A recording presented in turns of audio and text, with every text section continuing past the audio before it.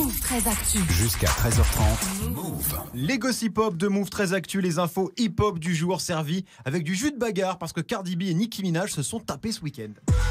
Tout s'est passé vendredi soir. Pendant un événement de la Fashion Week, Nicki Minaj et Cardi B étaient invités à la même soirée. Ouais. Alors qu'elles essayaient de faire croire à tout le monde depuis quelques temps qu'elles étaient toutes réconciliées, on a eu la confirmation que c'est comme quand Macron dit qu'il aime les pauvres. C'est des mensonges.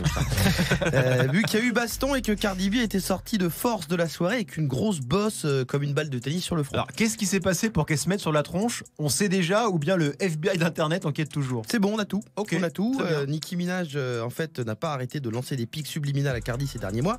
Et c'est aussi mise à relayer des commentaires qui disaient que Cardi ne pouvait pas s'occuper de sa fille, que c'était une mauvaise mère, gna gna. Okay. Bref, quand Cardi B hier a voulu aller s'expliquer face à face, vendredi, pardon, à la soirée a voulu s'expliquer, mais la sécurité directement l'a repoussé violemment. Nicki Minaj s'est mis en retrait et elle a un peu pété un plomb. Elle est rentrée en mode full Bronx. D'accord. Hey, yo, come on me, bitch. Elle était super violente. Elle a balancé des talons de 12 à la gueule de Nicki Minaj. C'était propre. D'accord, donc on est toujours sur des embrouilles de réseaux sociaux comme Boubacaris, quoi. Ah oui, mais là, on a beaucoup plus de moyens. C'est-à-dire que là, si la baston Boubacaris c'était une start-up, ça serait Dailymotion. Ouais. Nicki Cardi B, c'est YouTube Premium 4K. tu vois.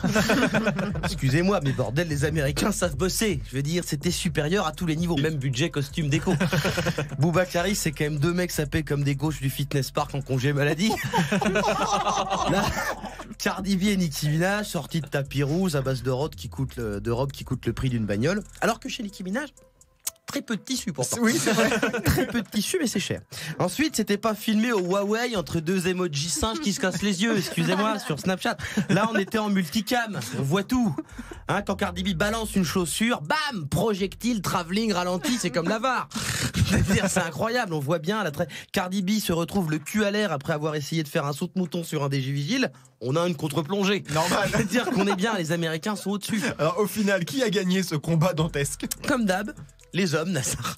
Les hommes, vu qu'il n'y a pas beaucoup de rappeuses femmes, il faut quand même les monter les unes contre les autres et ensuite on les traite d'hystériques ensuite dans les médias. Ouais. Alors que Chris Brown, lui, il peut cogner autant de meufs qu'il veut. Il fait des featuring avec Drake, il en a rien à foutre. L'autre gagnant, c'est la personne qui a récupéré la chaussure de Cardi B. Ah oui, lui il est bien. Lui, là, il va se mettre bien sur eBay. Il va faire des jeux de piste Cendrillon du ghetto et tout. C'est incroyable. Il y a un autre mec qui a perdu ce week-end, c'est Kanye West.